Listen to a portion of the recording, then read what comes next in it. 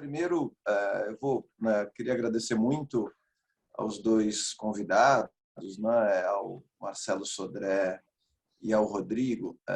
Como eu comentei um pouquinho no começo, nós organizamos um evento. Esse evento foi organizado por uma EduTech, né, que é a Law Academy, com o apoio do escritório Moraes Andrade Advogados.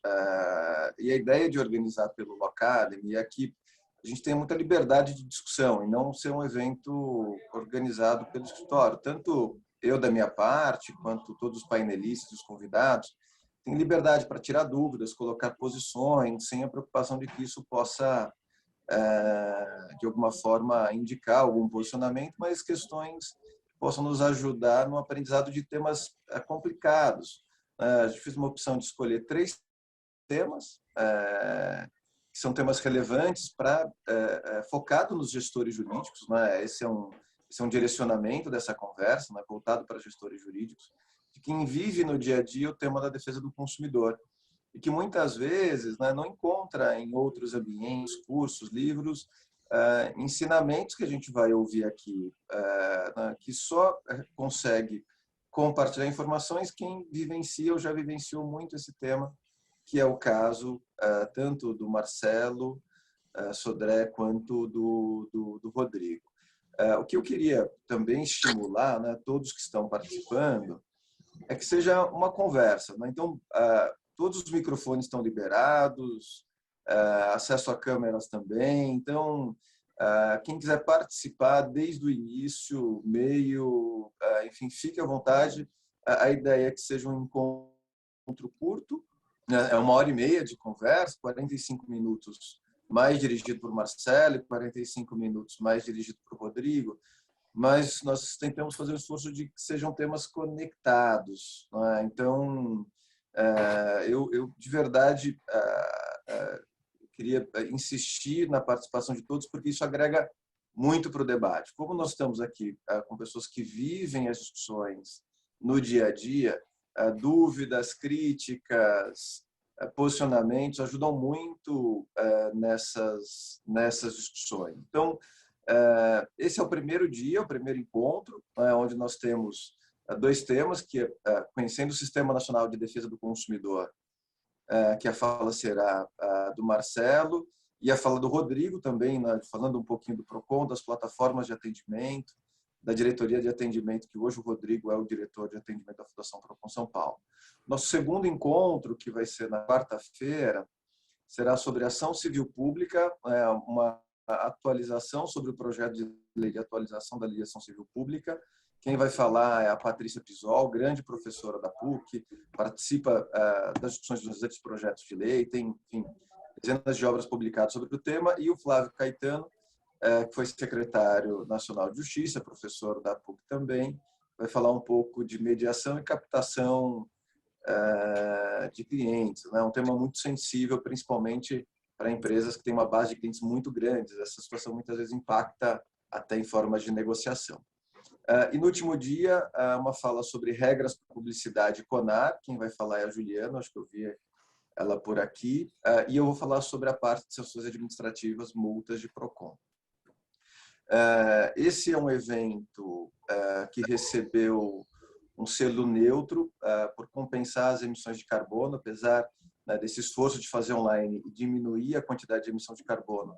Um evento neutro de carbono é quando todas as emissões são devidamente compensadas. Então, nós contamos com uma consultoria que fez o cálculo de emissões de gases para a produção desse evento, deslocamento de pessoas, contratação de plataforma, e nós realizamos uma compensação. Quem quiser um pouquinho mais de detalhe, depois a gente pode informar, mas a compensação específica desse evento foi do projeto florestal Santa Maria, na região ali do Mato Grosso. Então, uma forma da gente minimizar essa atividade. Então, eu queria, desde já, né, além de agradecer, como já fiz, os painelistas, todos que estão participando, e 2 pessoas também em especial, que foi a Camille e a Stephanie, que ajudou a colocar esse evento de pé, além do Marcelo e da Lígia, que são os coordenadores do Law Academy, que ajudam a gente fazer essas conversas mais acadêmicas e aí a gente ter esse espaço para debater. Então, eu vou passar primeiro para o Marcelo, Rodrigo, depois você vem na sequência. O Marcelo ficou com essa pauta de, né, conhecendo, explicando um pouco do Sistema Nacional de Defesa do Consumidor. E eu queria, Marcelo, te passar a palavra, mas já te colocar algumas questões que, se você puder abordar no meio da sua fala, eu te agradeço, porque é muito difícil entender como que eu dialogo no sistema. O que é o PROCON? Se eu falo com o PROCON São Paulo, eu não preciso falar com os PROCONs municipais. Eu falei com o PROCON estadual, eu estou liberado de falar com os municipais, ou eu tenho que falar com todos os PROCONs municipais? A mesma coisa, se eu falar com a Senacom, eu preciso dialogar com todos os PROCONs estaduais, ou eu falei com a Senacom, está resolvido? Preciso falar com o Ministério Público também? Se eu falar com o MP de Minas, eu não preciso falar com o MP de São Paulo, com os outros, ou está resolvido? E a Defensoria Pública? E as entidades civis? Eu preciso dialogar com elas também? Filha, que ela sumiu.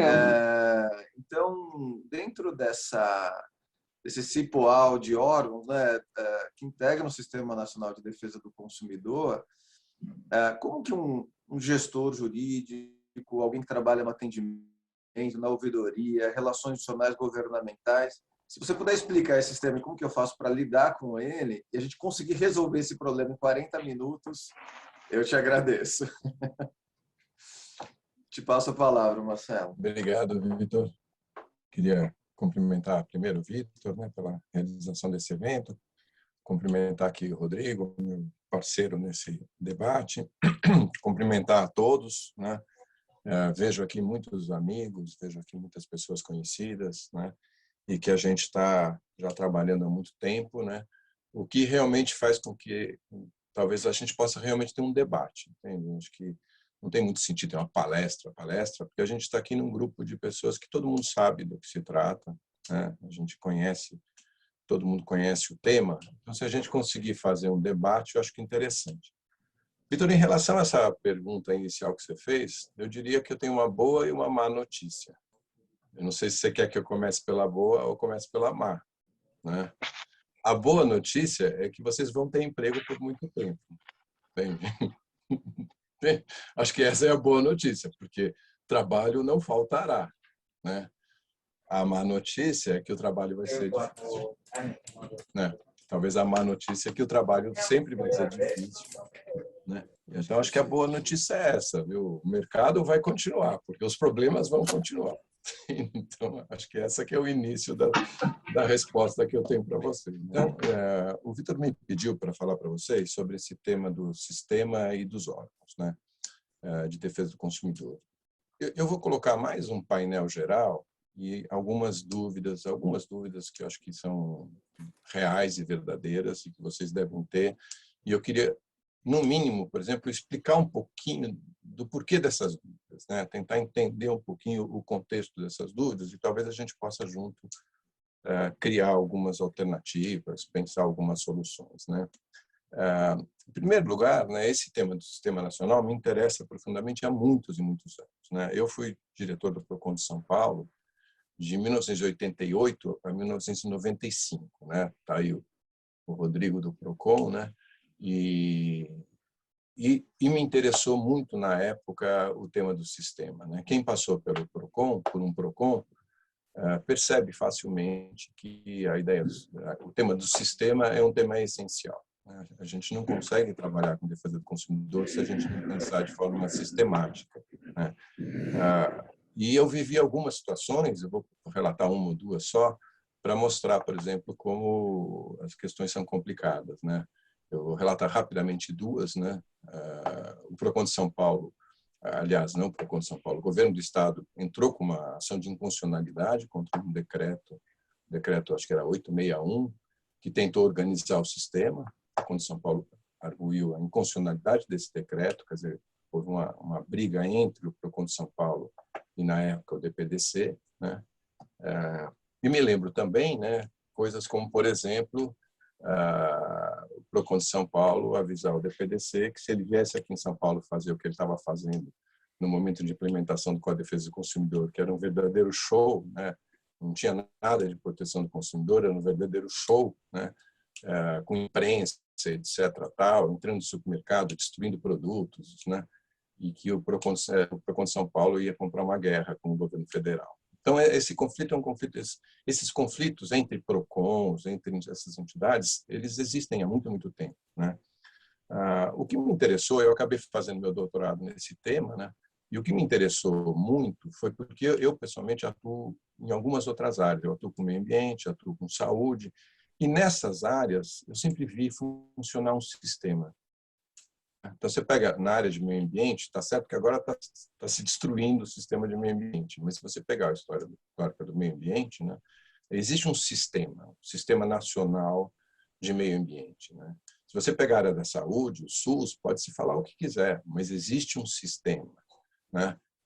Eu trabalhei também muito com educação, fui do Conselho Estadual de Educação, pode-se falar o que quiser, mas a gente tem um sistema nacional de educação. E o que, para mim, me chamou muito a atenção é a inexistência de um sistema no tema do consumidor, de um sistema nacional no tema do consumidor. E isso que me fez estudar esse tema, acabei fazendo meu doutorado, acabou virando um livro, que tem gente que fala de vez em quando para eu atualizar o livro, mas a sensação que eu tenho é a seguinte: eu não tenho como atualizar esse livro, eu teria que escrever outro livro, né? Porque são 20 anos que se passaram, teria que ser um outro livro, porque a realidade hoje tem muita coisa semelhante, mas tem muita coisa nova. Bem, quando eu vou pensar primeiro, eu vou falar um pouquinho primeiro na ideia de sistema e depois eu vou detalhar um pouquinho, vamos dizer assim, os componentes do que a gente imagina um sistema, né? Quando eu penso na ideia de um sistema, eu penso na primeira coisa a gente pensa em organizar um sistema de políticas públicas quando a gente está diante de vulnerabilidades, né? E é preciso que o poder público, de alguma forma, atue de maneira coordenada. Então, a primeira ideia que vem é o poder público tem um dever, né, de atuar de forma coordenada, e o cidadão, incluído aqui toda a sociedade civil organizada, o setor empresarial, tem direito de que o poder público atue de forma coordenada. Nós estamos falando aqui de um cumprimento de direitos e deveres, né? Bem, o problema maior é quando eu penso em sistema, eu penso em responder 4 perguntas, tá? 4 perguntas. Por que deve existir um sistema? Para que deve existir um sistema? Quem faz parte do sistema e como o sistema se organiza, né? Eu acho que a partir da resposta dessas 4 perguntas é que a gente começa a entender o que é um sistema e começa a entender quais são os problemas de um sistema, né? Marcelo, você pode repetir as perguntas?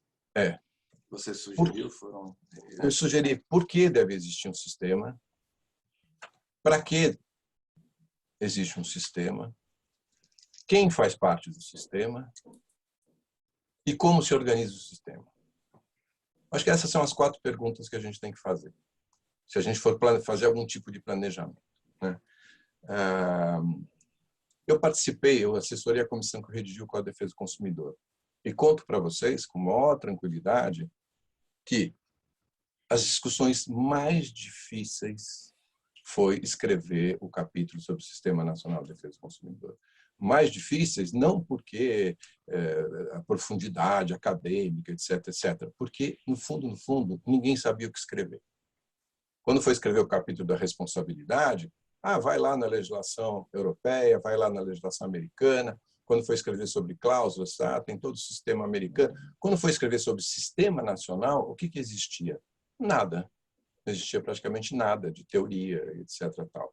Então, a grande dificuldade, foi uma grande dificuldade de escrever, e eu acho que ficou muito mal escrito, inclusive, né? Eu até me penitencio quando eu leio, porque eu participei, né? Que eu acho que ficou razoavelmente bem mal escrito. Então, vamos começar. Por que deve existir um sistema? Porque o consumidor é vulnerável. Tá?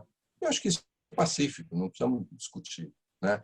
Nós temos uma relação de consumo, nessa relação de consumo o fornecedor é um profissional e o consumidor, em princípio, é um não profissional, né? Então, nós temos uma relação de desigualdade, que pode ser uma desigualdade tanto fática, como uma desigualdade de informação, etc., e é tudo aquilo que a gente sabe, que eu não preciso falar sobre isso, né? Por que organizar um sistema? organizar um sistema porque a gente quer harmonia nas relações de consumo, né? Se a gente está partindo de uma desigualdade, de uma vulnerabilidade, o que a legislação propõe é uma harmonia, né? E aqui eu já começo a complicar um pouquinho, mas um pouquinho só, né? Quando a gente fala em harmonia, não significa jamais que o consumidor sempre tem razão. Jamais, né? Porque a harmonia tem dois lados, né? Tem dois lados. E existem situações que o consumidor terá razão, com certeza absoluta, e terá situações em que o consumidor não terá razão, e a vida se faz assim, e é por isso que vai ser importante ter mediações, etc, etc, etc, para buscar o olhar final. Eu diria assim, a vulnerabilidade é o ponto de partida, a harmonia é o ponto de chegada, é onde a gente quer chegar, é na harmonia. Até aqui tudo bem. Posso, em 5 minutos, falar sobre esse tema. Claro que essa harmonia é difícil, mas a gente entende o que tem. A terceira pergunta, que começa a complicar, que é quem faz parte do Sistema Nacional de Defesa do Consumidor? E aqui acho que a gente começa a ter dificuldades para responder. A gente tem uma série de órgãos de defesa do consumidor. Eu diria que a gente tem órgãos que são tipicamente de defesa do consumidor, e a gente tem órgãos que atuam, vamos dizer assim, de forma marginal, marginal no bom sentido da palavra marginal, né? Na defesa do consumidor, mas que de alguma forma também são órgãos que eventualmente aplicam legislação referente à defesa do consumidor ou aplicam legislação correlata, que também tem finalidade de proteger o consumidor, né? Então, se a gente olhar, o que a gente vai verificar? A gente tem o que eu estou chamando órgãos típicos de defesa do consumidor. Eu estou chamando esse universo da Senacom e dos PROCONs, né? Então, a gente tem uma Senacom. Antigamente, a gente tinha um Departamento Nacional de Proteção do Consumidor, que era o órgão máximo do Sistema Nacional, e a gente tem os PROCONs estaduais e a gente tem os PROCONs municipais. Esses órgãos todos, eles são órgãos do Poder Executivo e eles têm como atribuição máxima exercer o poder de polícia, mas não só o poder de polícia. Quando a gente fala do poder de polícia, a gente está falando basicamente de fiscalização, regulamentação e fiscalização. Mas eles têm mais do que isso, né? Os PROCONs fazem, vamos dizer assim, defendem uma política de defesa do consumidor no sentido mais amplo, e inclusive nesse tema de fazer mediação, conciliação, etc, etc, etc, tal, que vocês todos sabem aqui, né? E aí já começa uma questão um pouco complicada. Os PROCONs, na origem, não eram órgãos que aplicavam sanções administrativas. Quem aplicava sanção administrativa era a SUNAB. Para quem tem um pouco mais de idade aqui, se lembra. Os PROCONs, a origem dos PROCONs não foi aplicar sanção administrativa. Os PROCONs não se organizavam antigamente. Na década de 70, o primeiro PROCON do Brasil é de 75, né? O PROCON de São Paulo se organiza em 75, antes de existir uma estrutura no governo federal. Aí já começam as distorções. Né? O PROCON de São Paulo, que é o modelo que foi copiado Brasil todo, de 75 a 85, mais ou menos, praticamente todos os estados criaram PROCONs. O PROCON originalmente não tinha poder de polícia, não se interessava em ter poder de polícia. O PROCON era um órgão de denúncia, era um órgão de conciliação, era um órgão de estudo, de pesquisa, né? Os PROCONs passam a ter realmente uma atividade de fiscalização quando vem os planos econômicos. Né? Aí os PROCONs são muito cobrados de fiscalizar preços, etc. Quem fazia isso antes era a SUNAB. A SUNAB praticamente foi extinta, foi sendo extinta lentamente pelo governo federal, né? E os PROCONs começaram a assumir esse tema da fiscalização. Então, a primeira coisa que eu queria chamar a atenção é que você não tem uma organização, vamos dizer assim, um projeto de organização, né? A fiscalização dos PROCONs nasce muito em cima dos planos econômicos, né? de exigências da população, etc, etc, etc, basicamente de fiscalizar preços, que eu acho que é o que menos importa para um PROCON hoje, é fiscalizar preços, né? Bem, o que acontece? Quando vem a Constituição de 88, existe um grande debate do que deveria constar na Constituição de consumidor, na Constituição a respeito do tema de consumidor. Diferente de outros setores, como, por exemplo, meio ambiente, criança, índios, etc., tal, não se consegue na Constituição um capítulo sobre defesa do consumidor. E se joga, então, isso para uma lei, para um Código de Defesa do Consumidor. Então, se você não encontra os direitos básicos do consumidor na Constituição Federal, isso já gera um problema. Por quê? Porque se a gente está falando de lei ordinárias, a gente pode ter conflito entre leis ordinárias. Então, a gente pode ter um conflito entre uma legislação sanitária, uma legislação de defesa do consumidor, uma legislação de metrologia, uma legislação... porque a gente não tem esses direitos básicos fixados na Constituição. Diferente, por exemplo, da Espanha, diferente de Portugal, diferente de alguns países assim. Bem, estou tentando passar rápido para a gente seguir. Aí, o que acontece, então? Acontece que na Constituição se coloca a defesa do consumidor como competência executiva comum. O que significa isso? Significa que União, Estados e municípios podem atuar, devem atuar na defesa do consumidor, aliás, devem atuar na defesa do consumidor, enquanto competência comum. O que significa competência comum? Significa que todos podem fazer tudo. Todos podem fazer tudo. Não existe hierarquia entre governo federal, governo estadual e governo municipal, a não ser, claro, o princípio da lei geral, que é o Código de Defesa do Consumidor. Mas na atuação administrativa não existe hierarquia entre Senacom, PROCONs estaduais e PROCONs municipais. Então, aquela primeira pergunta que o Vitor me fez, como é que se dá essa organização entre os PROCONs? Os PROCONs atuam de forma autônoma. Os PROCONs, quando o PROCON entrou com uma ação de inconstitucionalidade, foi contra um decreto que criou uma hierarquia entre os PROCONs. O PROCON municipal respondia ao PROCON estadual, o PROCON estadual respondia ao DPDC. Isso é inconstitucional.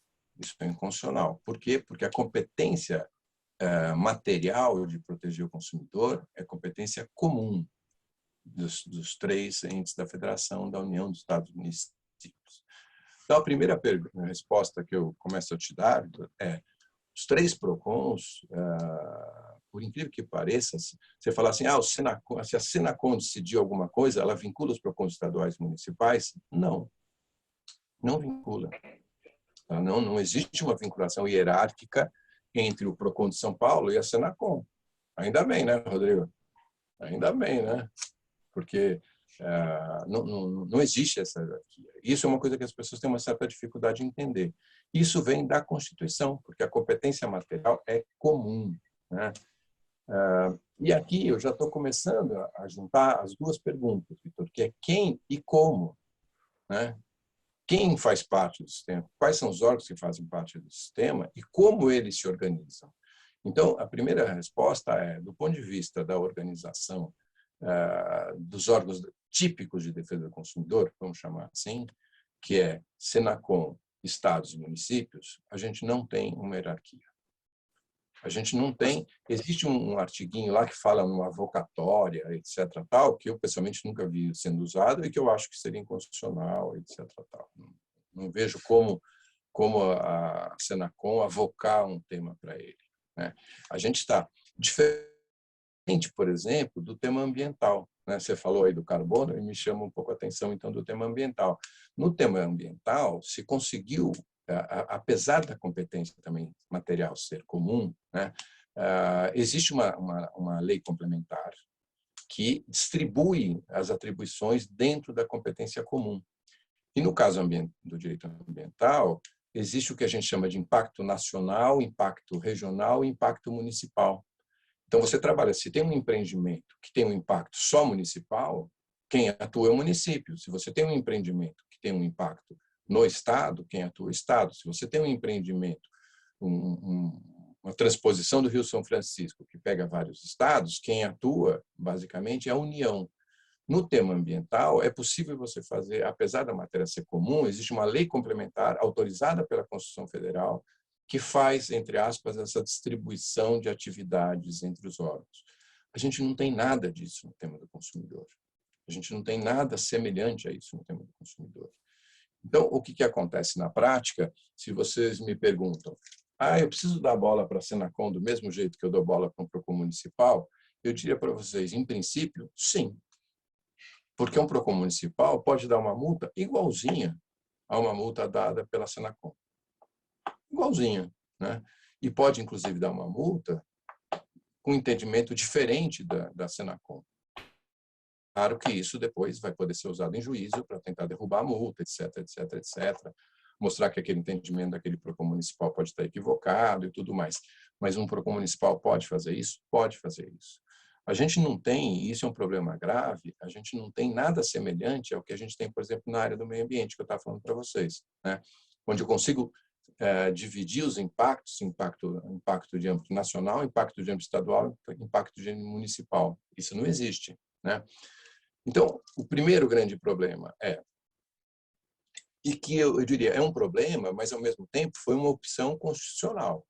Uma opção constitucional. E isso, em certo sentido, fala. Não, desculpa te interromper, mas só colocando 2 pontos aí para se você puder na sua fala trazer algumas explicações. Eu senti falta na sua fala da participação do papel das entidades civis e defensoria. A gente está falando aí dos PROCONs, eu queria entender nisso, e também no caso dos PROCONs, que são o Ministério Público, que é Minas, Ceará e Piauí. Então, não sei se você vai falar, mas se puder abordar esses pontos. Vou chegar lá. Então, a gente tem essa primeira questão que eu queria falar para vocês, é isso. Não existe hierarquia entre União, Estado e município no que se refere ao tema de defesa do consumidor. Segundo, o Código de Defesa do Consumidor, que é o que estabelece vamos dizer, o regramento geral, ele, enquanto norma, ele é uma norma de âmbito nacional. E eu queria fazer essa distinção de uma norma de âmbito nacional e uma norma que regula a atividade da União, né? O Código de Defesa do Consumidor tem essas duas coisas.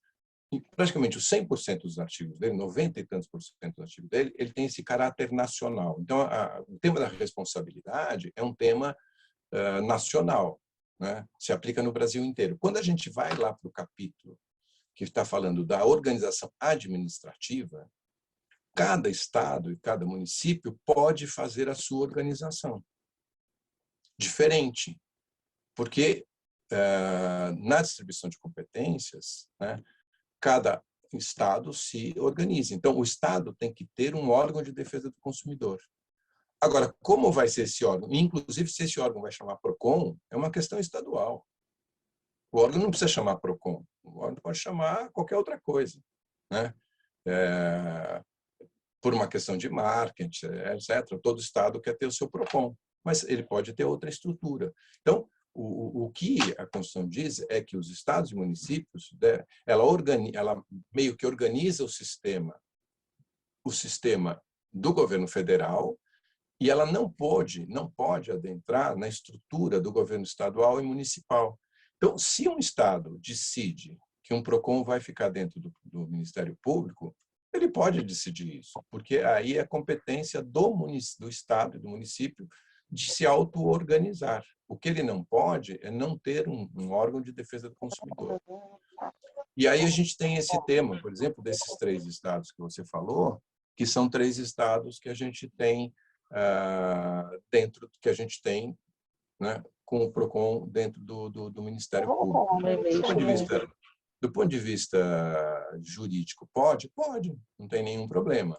Claro que vai ter que ver como que se distribui, porque o Ministério Público tem a ação penal, né, a ação penal sobre a sua responsabilidade, e ele também vai ter que ter, de alguma forma, as ações de conciliação e, no caso, o poder de polícia executivo. Então, você tem que ver se como o Estado se organizou é legal, mas, em princípio, pode. Pode um município, por exemplo, ter um órgão que atua tanto na vigilância sanitária como em defesa do consumidor, o mesmo órgão? Pode. Porque aí é uma questão interna de organização do Estado e do município, né? Então, o que a gente vai ter é que a gente vai ter, a partir desse princípio básico, modelos diferentes de PROCON, né? E a gente vai ter, tanto estadual com esses três que você está falando, né? Com possibilidade de fixar alguns princípios diferentes de outros, mas desde que representem, que atuem dentro dos princípios gerais que estão previstos no Código de Defesa do Consumidor. A parte disso, Vitor, o que a gente tem, então? Eu diria para vocês, esses são os típicos do Código de Defesa do Consumidor. Mas a gente tem também o Ministério Público, que nesses três casos o PROCON atua dentro dele, mas nos outros 23 ou 24, o Ministério Público só atua de forma separada. Então, o Ministério Público vai atuar em todas as suas atribuições, e uma das atribuições que o Ministério Público fará é atuar na proteção e defesa do consumidor. O Ministério Público, como todo mundo sabe, que não tem um PROCON dentro dele, não vai ter poder de polícia de aplicar sanção, se ele não tiver um PROCON dentro dele. E o que ele vai fazer? Ele vai promover as ações civis públicas, etc., etc., etc., as representações criminais e tudo mais. E a Defensoria também é uma coisa mais ou menos parecida. O que tem a Defensoria? Tanto da União como dos Estados, ela também, e dos municípios, ela também vai ter liberdade de atuar dentro dos seus princípios.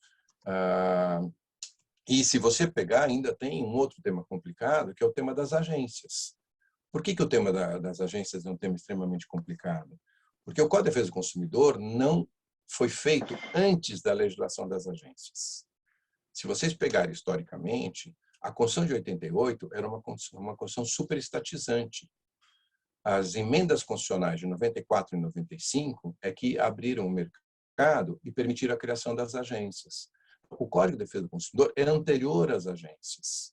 E nunca houve um movimento, eu acho que nunca houve um movimento de você conseguir organizar as agências dentro de um sistema de defesa do consumidor. Então, você tem agências que elas atuam muito próxima do tema de consumidor.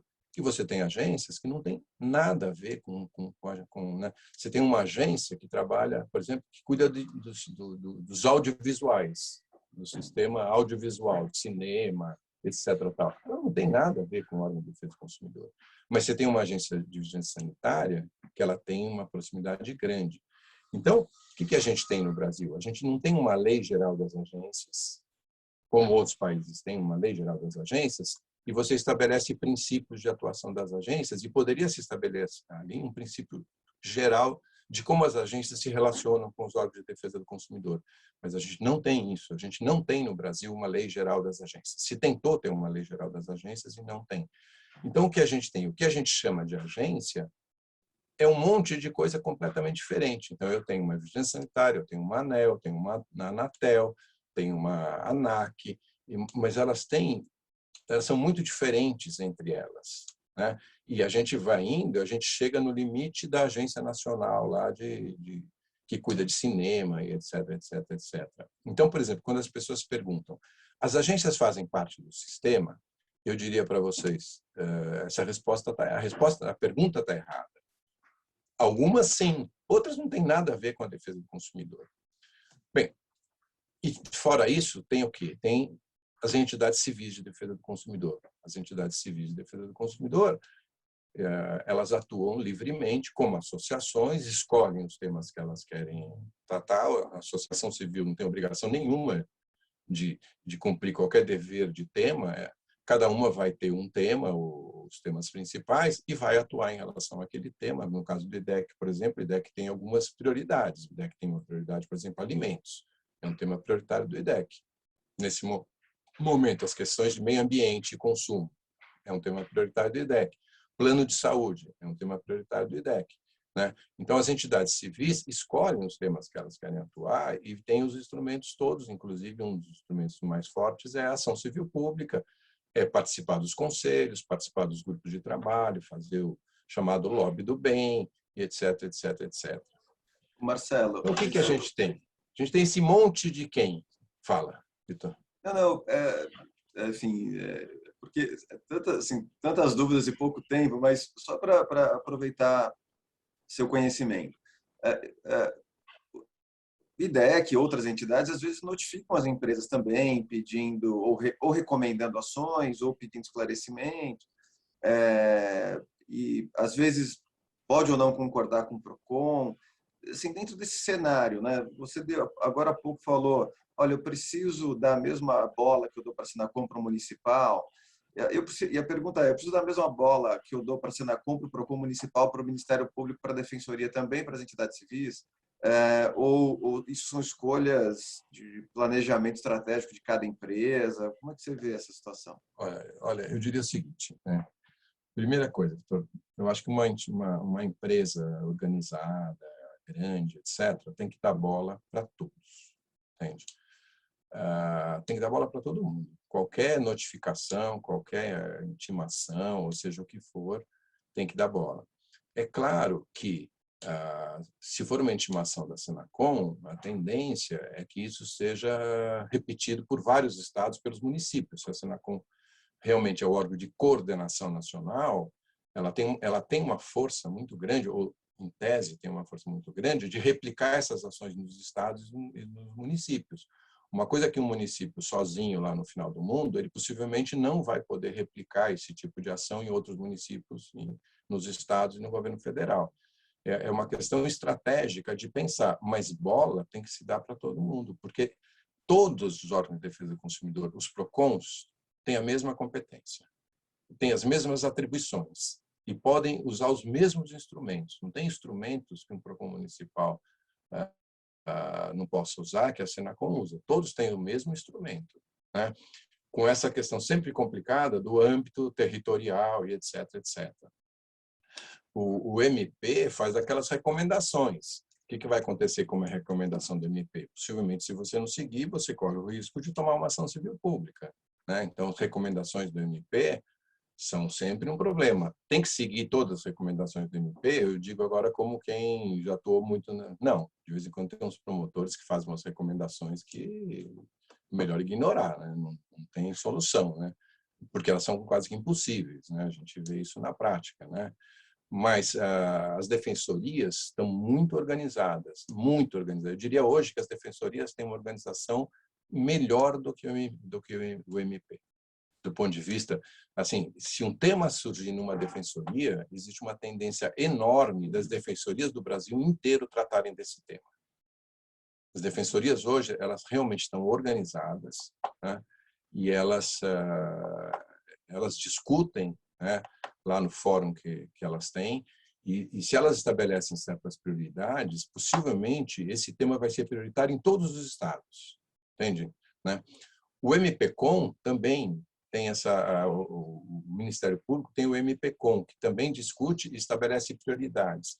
Então, para uma empresa, Vitor, eu diria o seguinte, se eu sou advogado de uma empresa e percebo que aquela atividade vem dentro ou lá do Conselho de Defesa do Consumidor da Defensoria ou vem do MPCOM, existe uma tendência enorme disso ser replicado em todos os estados. Entende?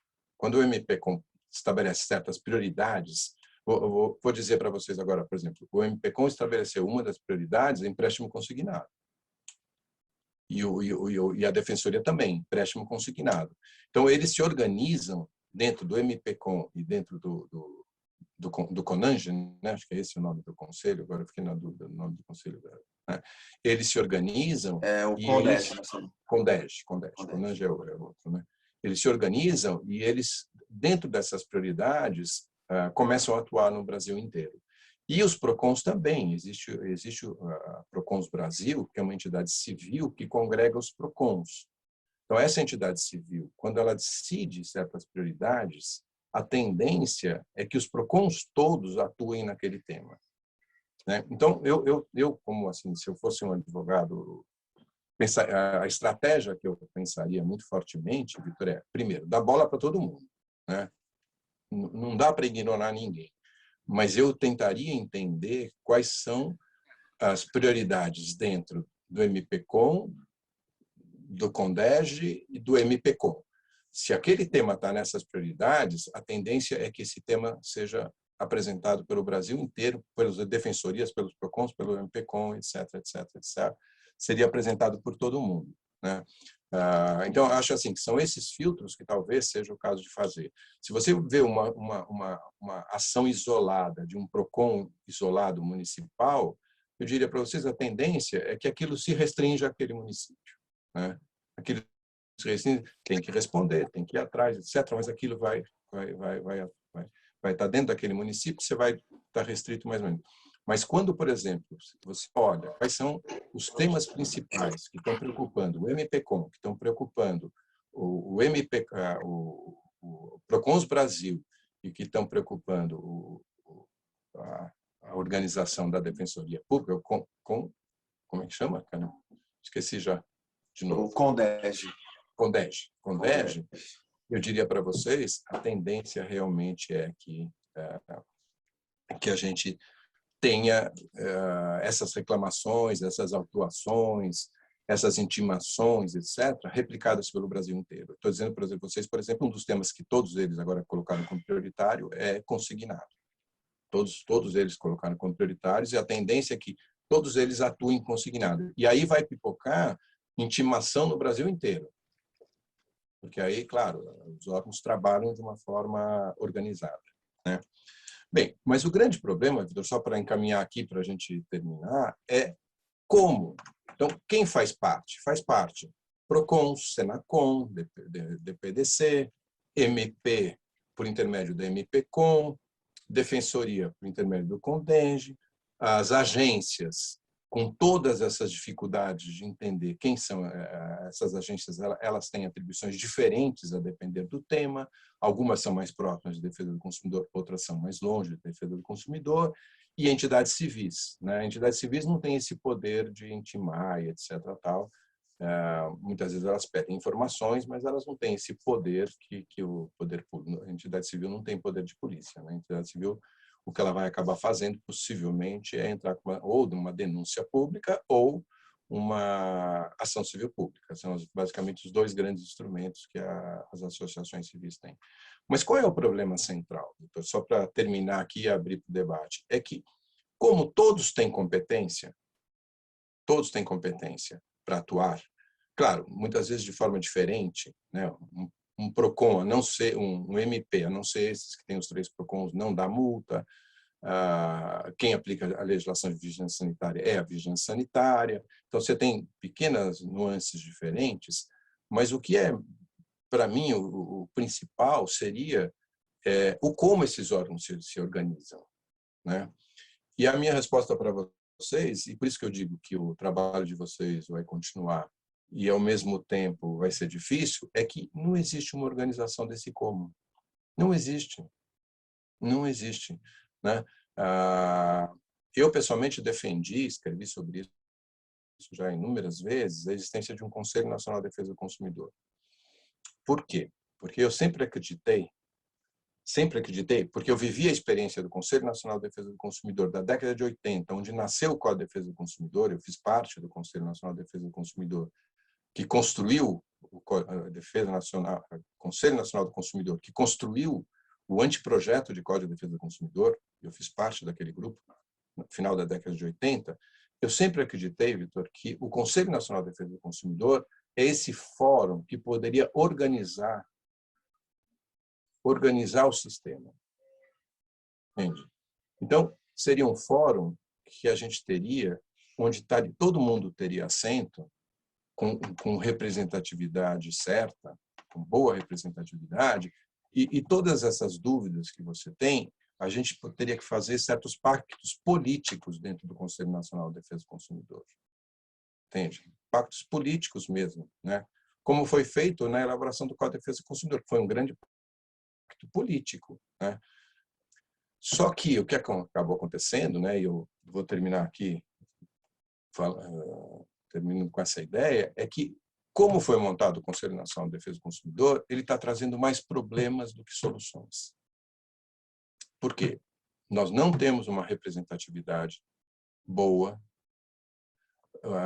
Os PROCONs, o MP, a Defensoria e mesmo o setor empresarial não se sente representado no Conselho Nacional de Defesa do Consumidor.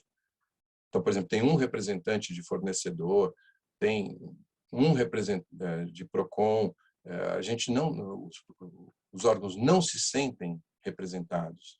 O Conselho Nacional de Defesa do Consumidor, que seria o fórum dessa organização do como, ele tem gerado mais problemas do que soluções. Entre outras razões, porque não temos a representatividade da forma esperada. Existem coisas que são estranhíssimas, como, por exemplo, um fórum de discussão de políticas públicas ter como princípio que qualquer tema discutido lá dentro é sigiloso. Entende? Né? Então, a gente sabe, por exemplo, que está se discutindo o decreto do saque, a gente sabe, por exemplo, que está se discutindo o decreto lá de mediação, conciliação, arbitragem, etc. Tal. Só que essa discussão não é pública. Essa discussão não é pública. E você não constrói uma política pública coerente se você não tiver uma discussão pública por intermédio de representantes efetivos. Né? Então, o que a gente sente no Conselho Nacional é que esse Conselho Nacional não tem a representatividade que deveria ter, ele se utiliza de instrumentos vários, e um deles é um instrumento do sigilo, que não autoriza essa discussão, e a representação do Conselho Nacional, que tem 15 membros, mais de 50% são membros do governo federal. Então, é um conselho que não tem representatividade, porque se o governo federal quiser, ele impõe o que ele quiser, porque ele tem mais de 50% dos votos dentro do conselho. Né?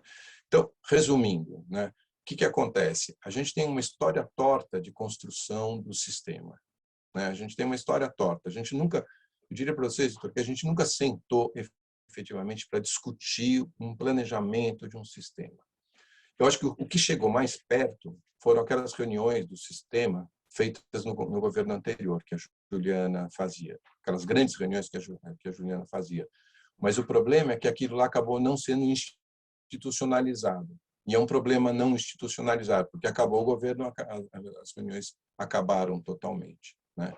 Então, o que a gente tem? A gente tem uma série de órgãos sem uma efetiva coordenação, né? Porque eu acho que a Senacom confunde hierarquia com coordenação.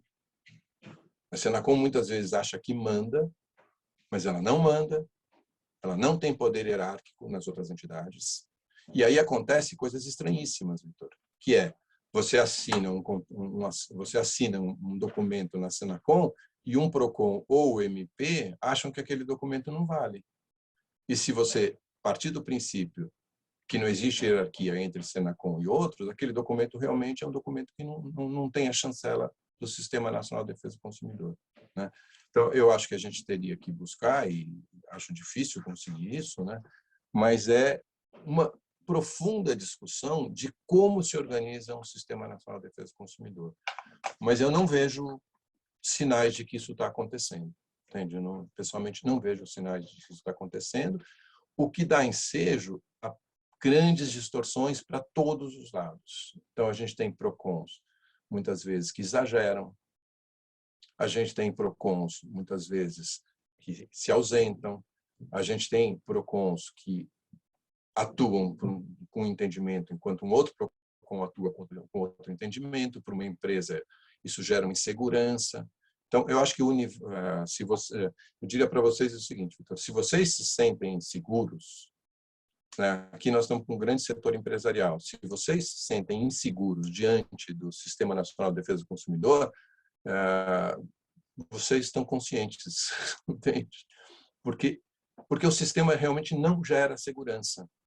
O sistema não gera segurança. Você pode assinar um TAC com o PROCON, outro PROCON não entender que o tema deveria ser solucionado de forma diferente e entrar, por exemplo, ou o Ministério Público pode não concordar com esse TAC e entrar com uma ação civil pública e assim por diante. Então, os temas, muitas vezes, não têm fim. Os temas não têm fim.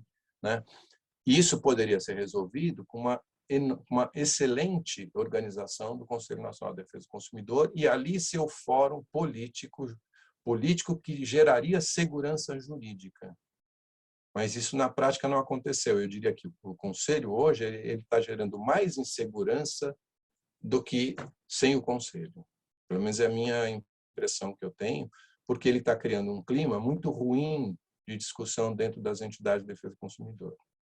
Última recomendação, repetindo uma recomendação que eu já falei.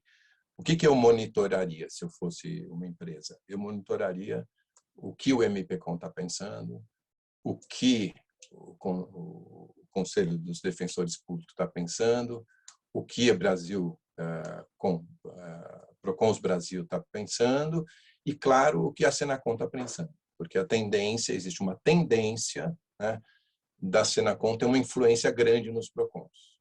Existe uma tendência da Senacom ter uma grande influência quando ela estabelece certos entendimentos, etc. Tal. Mas esses entendimentos não vinculam os Procons. Ainda bem, porque muitas vezes a Senacom está tendo alguns entendimentos muito estranhos e que geram mais insegurança do que segurança. Tá? Vitor, não sei se eu atendi o que você pediu, né? Foi Se eu mais ótimo, baguncei do que...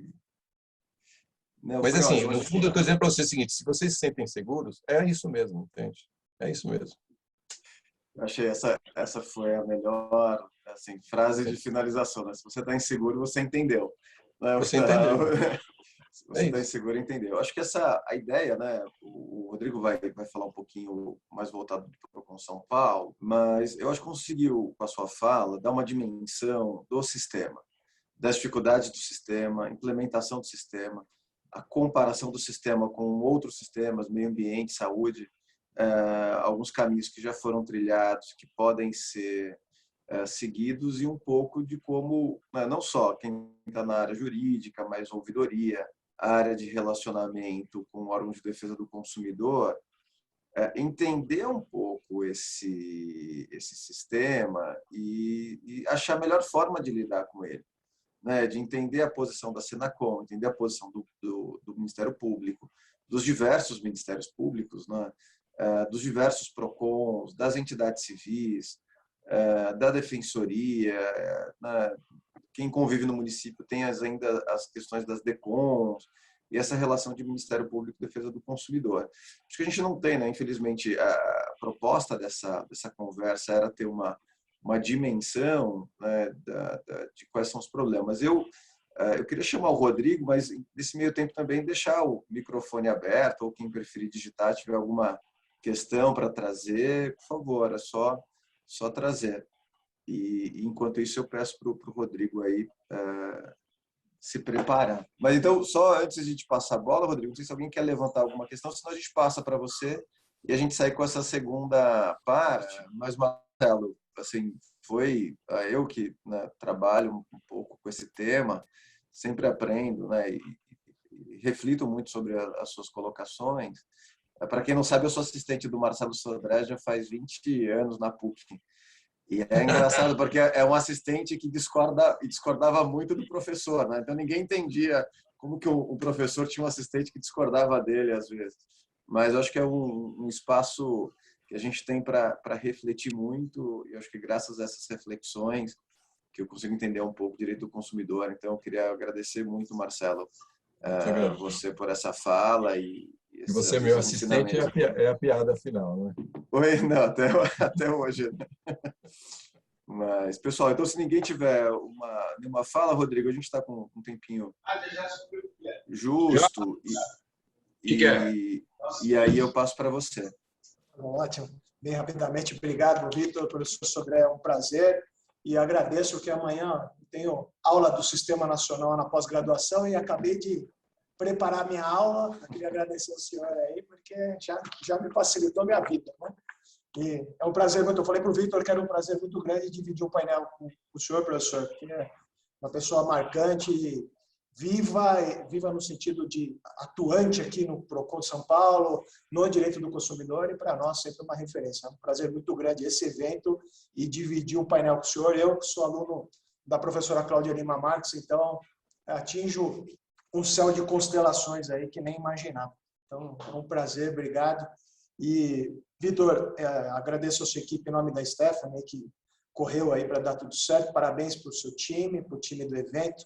Uma organização impecável aí. A gente que participa de muito evento, às vezes fica muito perdido, né? O seu foi preciso, correto.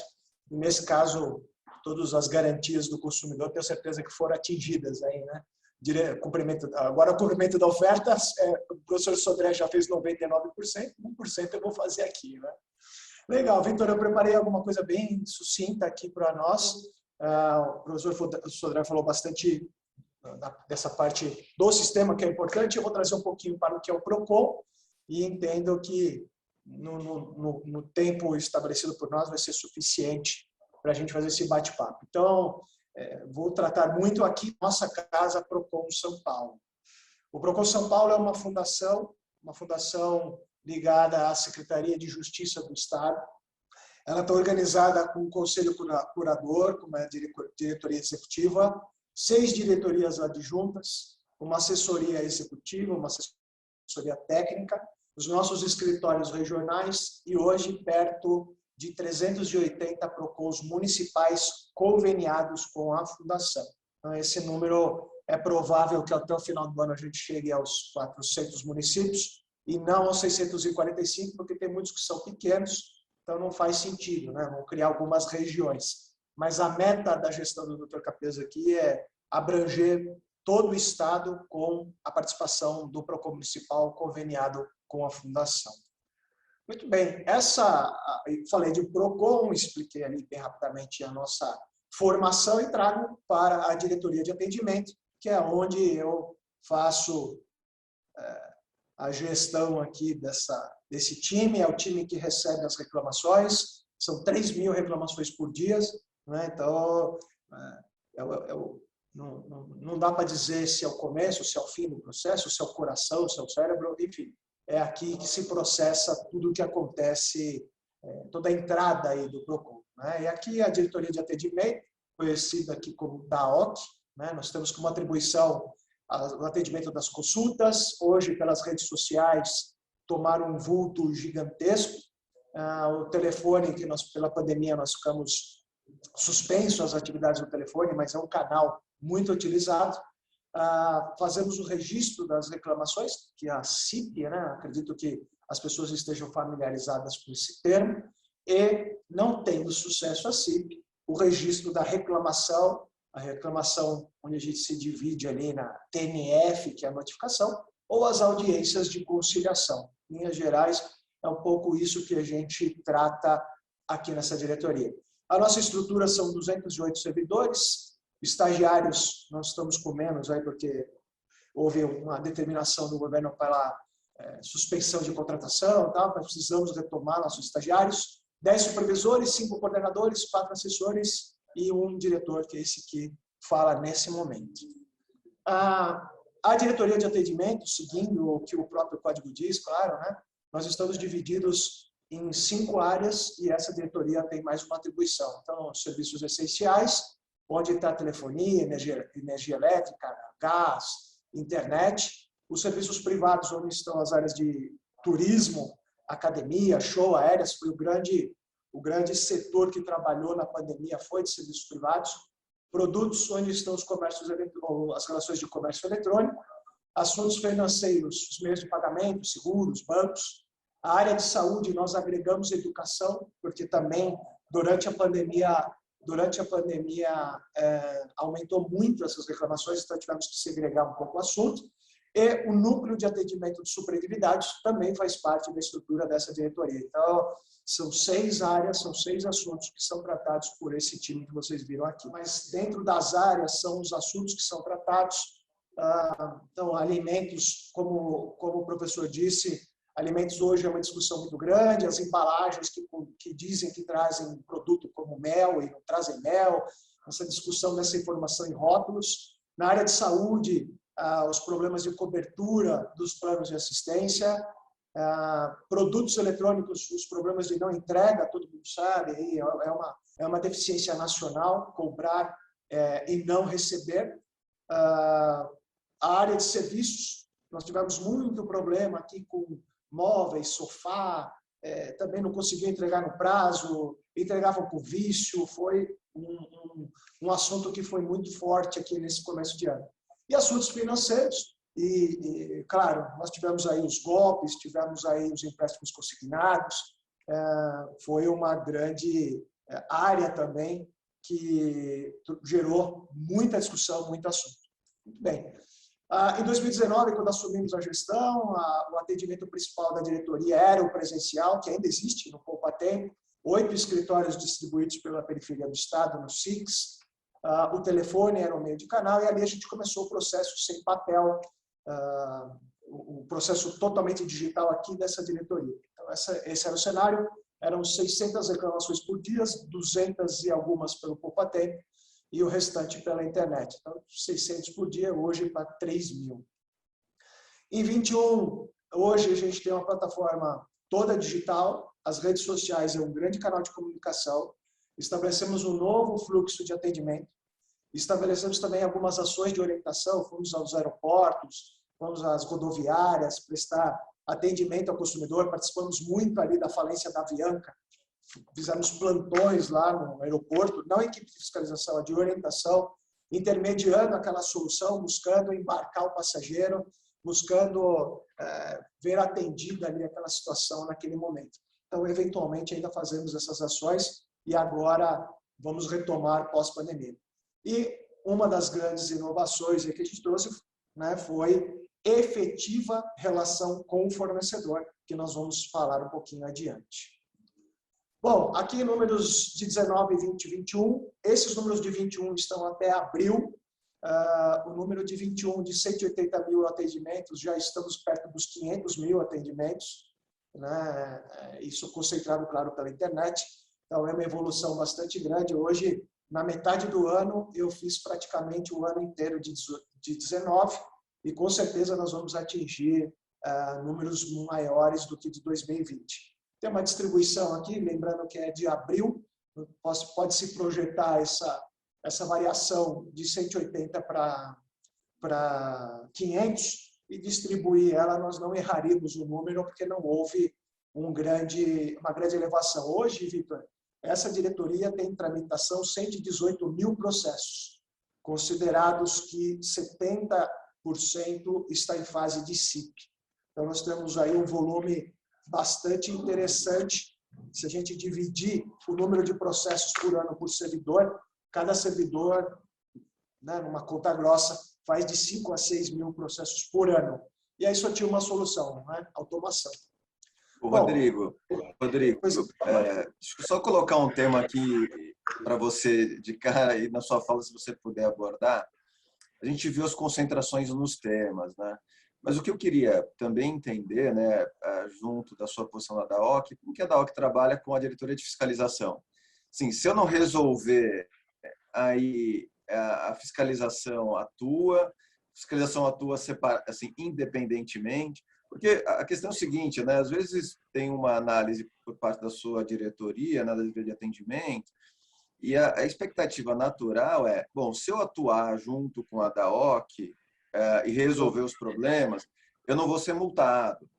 E às vezes, quando acontece de ser multado, aí fica todo mundo chateado, assim, pô, mas eu fui lá, falei com o Rodrigo, tentei resolver e não adiantou, e ainda assim fui penalizado. Como que é, né, dentro desses temas que você está falando, essa relação com a diretoria de fiscalização? Adianta eu conversar com a DAOC? Não adianta? É o melhor caminho? Claro, né, eu tenho a questão do foco do consumidor, mas entender essa atuação das diretorias do PROCON também é um ponto relevante. Legal. Eu tenho aqui, no final eu tenho uma... Eu vou deixar um pouquinho mais para frente, mas vou te responder, bem colocado. Está registrado aqui, já senão obrigado. Vamos lá. Vai fazer sentido. Muito bom. Então, aí foram as temáticas, né? Claro, no ano passado, como eu disse, o serviço, a pandemia foi a área de turismo, educação, foi um grande boom. Nesse ano aqui nós estamos muito atentos ao que aconteceu no mundo digital, né? Então, e a concentração grande agora é no roubo de celulares, as fraudes que são aplicadas com esses roubos, as questões ambientais que recentemente, com a alteração do código, o PROCON de São Paulo tem feito um trabalho de combate à venda irregular e ilegal, né, de madeira, e o consignado, a pauta, esses são os assuntos que, diferente talvez do que, agora faz sentido, né, do que o professor colocou, ficar atento às tendências que se encaminham pelas entidades ali nomeadas. O PROCON, ele tem uma coisa mais do dia, né, uma coisa que aconteceu agora e vai se trabalhar com reflexo do que está acontecendo, né? Nós estamos tentando mudar um pouco. Esse sistema vai permitir, inclusive, que o servidor esteja mais voltado para as questões conceituais, análise de julgados, para a gente poder ter alguns entendimentos. Muito bom, o nosso novo sistema, o novo sistema de atendimento diferente do outro, né? Não sei se todos estão ambientizados ao novo sistema. A ideia dele é a automação, tirar o servidor do trabalho burocrático e de massa. Então, antes, toda a CIP que entrava, ele lia uma por uma, ele arrumava o texto, ele pedia documento e mandava para a empresa. Nós éramos um grande saque das empresas. Só que nós tínhamos duas opções. Ou a gente mandava essa fatura para as empresas, né? Falava, bom, vamos terceirizar aqui o serviço, ou eu contratava 1000 servidores. Nenhuma das duas alternativas, claro, uma brincadeira, serviria e não conseguimos também o concurso. Então, não tem como, né, a demanda do jeito que aumentou, a gente processar uma reclamação por uma. Então, as grandes empresas, as empresas que têm repercussão principalmente nacional, elas entram no fluxo que você vai encontrar um servidor no final do processo. Como assim no final do processo? A abertura da CIP pelo sistema, ele registrou a CIP, do jeito que ele registrar, ele vai colocar um e-mail e essa reclamação vai cair dentro do sistema, lá na caixa de entrada do fornecedor. Ali ele vai abrir, ele vai responder e o consumidor tem acesso à resposta dele. Feita a resposta, ele dizendo que não foi atendido, o robô gera a abertura da notificação e notifica a empresa. Então, eu falei aqui, nós vamos falar um pouquinho de prazo, mas vamos entender primeiro a sistemática. Então, abriu a reclamação, notificação automática, a empresa respondeu, o consumidor diz não atendido, abre-se uma abertura de reclamação automática, dispara uma TNF para a empresa novamente se manifestar.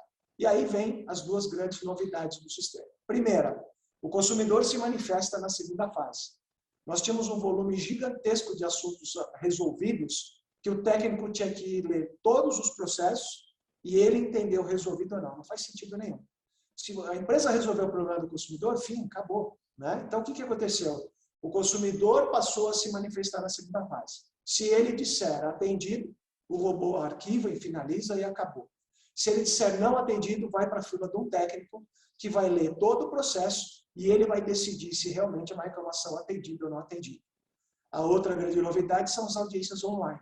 Então, nós estamos fazendo um credenciamento aqui em São Paulo de 500 a 600 conciliadores formados pelas escolas conveniadas ao CNJ para que possam fazer audiências de menor complexidade. Quais são? Produtos. Então, 35, a entrega, devolve o dinheiro ou uma carta de crédito. Não tem sentido você não resolver isso de uma forma rápida e muito objetiva, que é o que o código dá. Né? Então, com isso, com esse grupo, nós vamos conseguir fazer de 8 a 10 mil audiências por mês. Isso vai escoar, vai tirar grande parte do trabalho burocrático. E por que audiência? A audiência tem 90% de solução. Né? Nós fizemos um piloto aí com audiências, o índice de solução foi muito interessante. Né? Então, eu acho que é o momento realmente de se fazer um acordo quando você tem uma audiência. Né? A letra fria do papel, muitas vezes, não traduz e não chega a lugar nenhum. Então, a gente incentiva muito essa modalidade e quer muito fazer as audiências online. Nós estamos com 500 e com uma projeção de julho do ano que vem chegar até 1000 conciliadores que vão receber uma diária, podendo participar aí 1 ou 2 vezes por mês, para não virar todas as questões que vocês imaginam. E com isso a gente tem um volume muito grande para a tratativa de casos por audiência. Muito bem. O que esse sistema trouxe de vantagens para o consumidor? O atendimento online. Ele não sai da casa dele, ele faz no celular. Outra frente que nós estamos abrindo são a instalação de postos de registro de reclamação em 53 delegacias de polícia aqui na capital. O projeto também chega a 10 estações de metrô e da CPTM. Isso de registro de reclamações. Mas o online ainda é o grande foco, deixando o presencial, claro, para aquela pessoa que não tem acesso à internet, dificuldade e que gosta do atendimento presencial. Isso não vai acabar nunca. Né?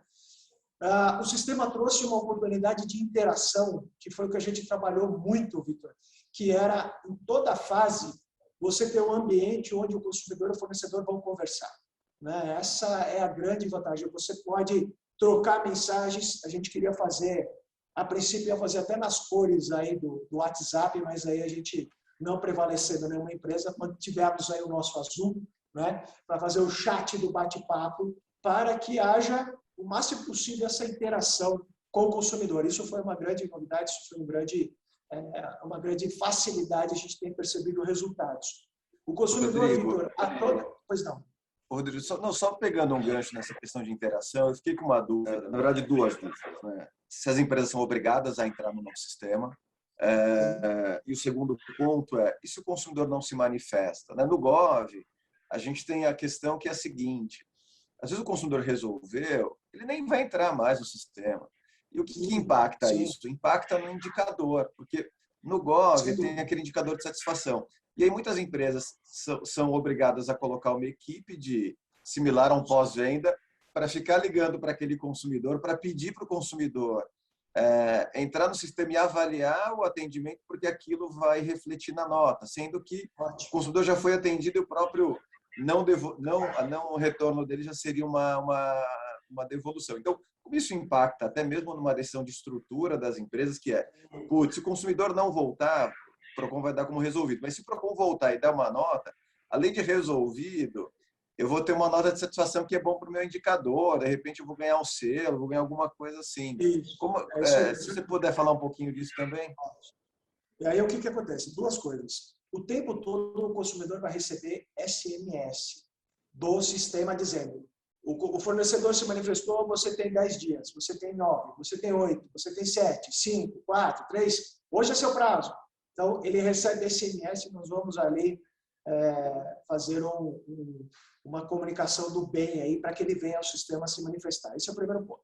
O segundo é o incentivo disso que você acabou de falar, da empresa pedir para o consumidor fazer a manifestação de resolvido no cômputo da classificação do selo empresa amiga do consumidor. Então, nós estamos fechando, tá aqui alguns critérios que eu estou estabelecendo, apontando aí algumas coisas importantes, para que justamente o consumidor que se manifeste, né, quanto a manifestação do consumidor como resolvida, ela vai ter um peso maior do que abaixado pelo sistema, aquele cara que foi embora.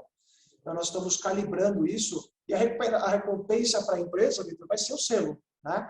Vai ser um fator a mais numa somatória objetiva para a obtenção do selo. Então, hoje, o que é uma busca de indicador, vai passar a ser um movimento para a manutenção do score da empresa no selo.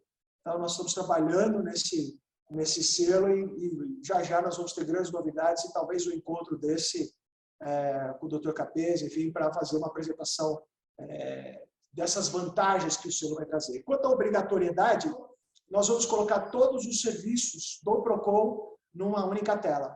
Denúncia de maus tratos de animal, denúncia de madeira, denúncia de carne estragada, registro de reclamação, bloqueio de telemarketing, todos os serviços vão estar num único ambiente assim que o consumidor fizer o seu login. E todas as entradas vão ser por aqui e depois vão ser distribuídas. Então, num único lugar, ele vai usar todos os serviços do PROCON. Ele ganhou tempo, nós tínhamos aí a nossa meta agora, se você contar os prazos, falando agora, né? 10 dias do prazo da CIP, 10 dias, os prazos do consumidor agora também são os mesmos, 10, abertura da reclamação mais 10 e para o consumidor mais 10. Então, em 40 dias, a nossa meta é ter um processo encerrado aqui nessa diretoria.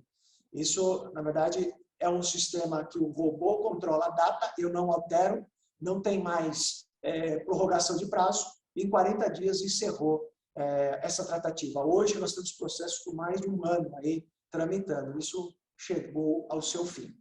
Agilidade, as audiências online, então as pessoas têm uma grande dificuldade, não faz sentido, o cara registra uma reclamação no celular e você fala para ele vir fazer uma audiência aqui na Barra Funda, né? Não faz sentido nenhum.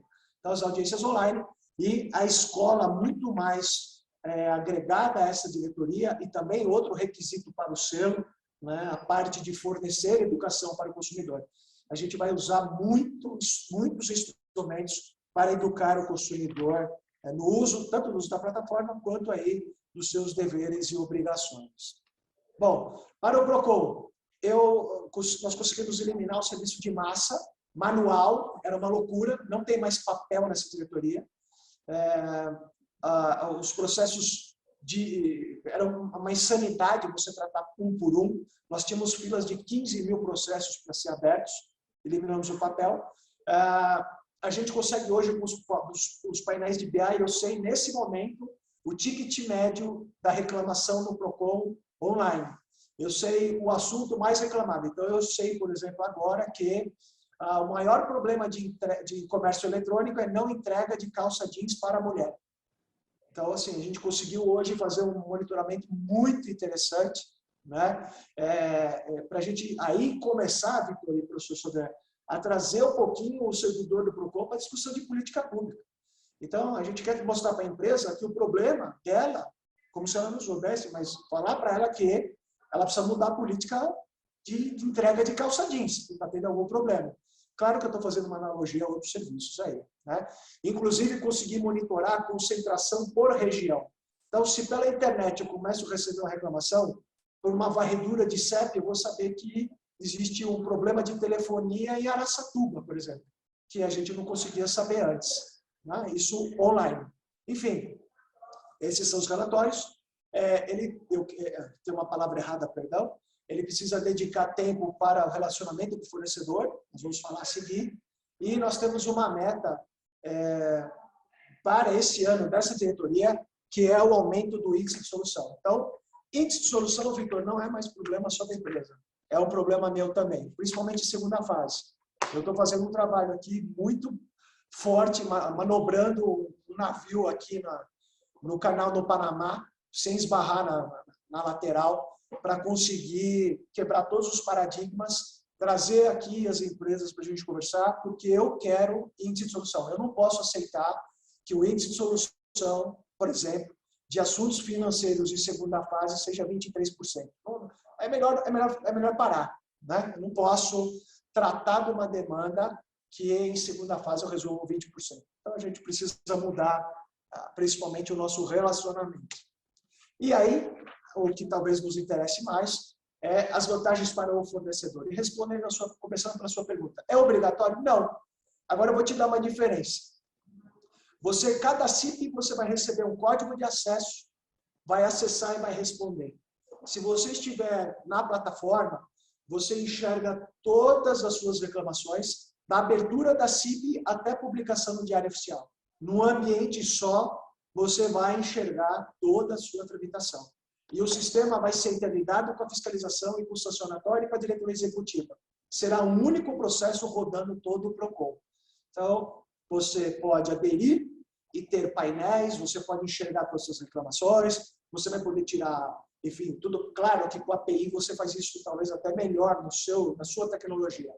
Mas daqui você vai conseguir ter uma visão muito melhor. Ou você vai ficar recebendo e-mail, cada e-mail com código, e o dia que alguém não vê esse e-mail, esse código, é uma CIP que não vai ter resposta, é um processo que vai seguir sem a participação da empresa. Então, não vejo muito sentido essa preocupação, né? O que muda, né? Se você está na plataforma ou não, a reclamação está registrada, continua aqui os números da reclamação, é uma questão da empresa se relacionar com o PROCON de uma maneira ou de outra. Ela é notificada para responder da mesma maneira. Nós estamos criando, assim, um único sistema de atendimento. Todos os PROCONs municipais vão usar essa plataforma. Todos. Inclusive aqui, nós estamos estabelecendo que para empresas de âmbito nacional, as regras de atendimento serão feitas por aqui. Por exemplo, vou tomar um exemplo de uma empresa, não vou falar o nome, empresa de telefonia X. Se eu decidir aqui, eu digo PROCON São Paulo, decidir que a tratativa dessa empresa é por TNF, por exemplo, todos os PROCONs municipais vão fazer TNF e não vão fazer audiência, por exemplo. Então, nós estamos criando esse conceito único de atendimento e de entendimento também. Uma aproximação muito maior do municipal, usando a ferramenta, emitindo ali os nossos entendimentos de atendimento e as nossas regras, principalmente. Podendo, inclusive, que esses conciliadores que eu te falei façam as audiências que estão na pauta do interior. Esse é o momento de construção, Vitor. Esse é onde exatamente nós estamos discutindo conceitos para se caminhar. O que a gente quer? Um único sistema com um único entendimento. Essa é a regra geral. E agora nós vamos fazer isso parar em pé, com a adequação do sistema para isso. Claro que continua o atendimento presencial lá no municipal, só que com a mesma plataforma. Então, veja, você vai conseguir no único sistema, quando você fazer seu login, ver suas reclamações do estado todo num único lugar. Bom, acabaram os lotes, né? Não tem mais sentido. Isso eu sempre achei isso uma insanidade, isso, e até é o que se formou, né? Não faz sentido nenhum isso. Eu tinha uma abominação esse troço. Acabou. Então, vai ser como o judiciário. Todo dia, imagina, Vitor, o juiz segura lá 120 prazos e solta para você na sexta-feira, né? Isso não faz sentido. Então, acabou isso. Todos os dias vai ter CIP, todos os dias vai ter DNF. Por isso que aderir à plataforma te permite um monitoramento, ao meu ver, muito mais eficiente. Eu pulei ali a parte de recusa, como no Gov. A gente olhou o SINDEC, olhou o Gov, olhou integrado e fez um novo sistema. Abriu uma reclamação, vai ter as opções objetivas para a recusa do atendimento. Isso a gente trouxe agora efetivamente. Como eu disse, todos os protocolos de uma única fase, as audiências online, porque a gente percebeu que com isso a empresa conseguiu dar um outro tratamento para a audiência. A gente teve casos aqui que veio preposto, né, nada contra, o menino não tirou nem o capacete, né, ele sentou com o capacete na cabeça, com a mochila, sentou, até acordonava. O pessoal está mandando preposto pelo RAP, né? Está contratando preposto pelo RAP aí. O dia que chegou o menino, nada contra, né? O dia, e não Sim, é culpa do menino. Né? E o menino chegou com capacete, e era uma grande empresa, viu? Não era uma papelaria. Aquele dia eu suspendi e falei que não ia fazer mais audiência, então a gente agora começou a retomar. Né? Com isso, as empresas começaram a perceber uma oportunidade de solução se ela subisse um pouquinho o nível de quem faz as audiências. Estamos construindo o API para que possa ser extraídas informações e tratadas e devolvidas. Isso eu acredito que setembro, outubro, a gente já tem esse API disponível para o fornecedor. E nós dispusemos no nosso site um passo a passo para o fornecedor em prints de PDF, de como inserir uma resposta. Nós fizemos lá um FAQ, perguntas e respostas que foram mais feitas, estão lá também. E agora nós estamos subindo os vídeos ensinando o fornecedor a inserir as suas respostas. Então, isso tudo está ali no meu ambiente. Eu confesso, Vitor, que eu estou mais ambientizado, não com o Zoom, com outra plataforma. Eu vou colocar depois o link aqui para você, de onde está isso no site, tá? Até legal. De apertar alguma coisa aqui e acabar a minha apresentação. Mas eu ponho o link, mas nós estamos construindo um ambiente para passo a passo, pergunta e resposta e vídeo, para facilitar a vida do pessoal também. Essa adesão, Vitor, ao sistema, nós estamos criando um ambiente que a empresa vai entrar lá, vai inserir seus dados, a partir daí ela faz parte do nosso banco. Hoje, o nosso banco de dados tem todo o PROCON, Secretaria da Fazenda do Estado, nós estamos interligados aí e nós estamos consultando todas essas informações para localizar os fornecedores. Porém, a empresa vai poder vir, inserir ali os seus dados e fazer o seu registro de comunicação com essa diretoria, com a fiscalização, com o sancionatório. Você vai ter um ambiente lá onde você vai poder indicar todos os seus contatos para cada diretoria, também num único lugar. Mas nós estamos passando isso também para o fornecedor, a responsabilidade é do fornecedor. Os dados que ele inserir lá e dar como verdadeiros, eu não tenho como ficar checando. No ano passado, nós habilitamos 34 mil fornecedores. Não tem como a gente fazer isso um a um, no braço, aí na unha, né? E ali, Vitor, eu falei que ia responder para você, você perguntou aquela questão da fiscalização, eu vou chegar nela, da obrigação... Rodrigo, só uma dúvida, né, do que você está colocando aí. Primeiro, eu tenho ouvido de muitas empresas, né, que participaram do piloto, com você um elogio sobre a plataforma, dizendo que realmente, né, vai facilitar muito a operação. Então, acho que você já deve ouvir muito isso presencialmente, mas só compartilhando aqui, né, com todos que estão participando. Até porque muitos ainda oferecem algumas resistências em adesão por conta de questões operacionais. A minha dúvida, né, assim, depois só desse elogio, como é que isso fica com relação à integração com o consumidor.gov? Ainda são coisas diferentes? Não? Enfim, e aí deixando essa segunda parte para você, porque uma outra preocupação que eu vi de algumas empresas também é o medo de queda do... Né, eu até vi aqui do IES, estou imaginando que a índice de solução aqui é uma queda nos indicadores, né? Então, como é que você responde essas questões? Legal. Aqui, primeira coisa, a empresa que construiu o sistema tem um contrato de manutenção de 2 anos.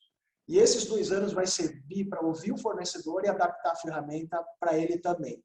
Primeiro, nós olhamos para o PROCON, o que era bom para o PROCON. Depois, o consumidor e o fornecedor também, esse player aí vai ser atendido nesses 2 anos. Então, primeira coisa, o sistema ele é orgânico, ele está vivo, ele vai mutar, ele vai mudar. Então, nós vamos aprender junto e nós vamos conduzir esse sistema da melhor maneira possível. Nós aqui, o São Paulo vai trabalhar nesse sistema. O consumidor.gov nós continuamos como ali aquele gestor, enfim, utilizando, o consumidor continua utilizando, a gente continua acessando os painéis, mas a nossa plataforma de trabalho é esse sistema de ponta a ponta. Não existe outro e os municipais vão usar esse sistema e nenhum outro. Então, esse é o primeiro ponto.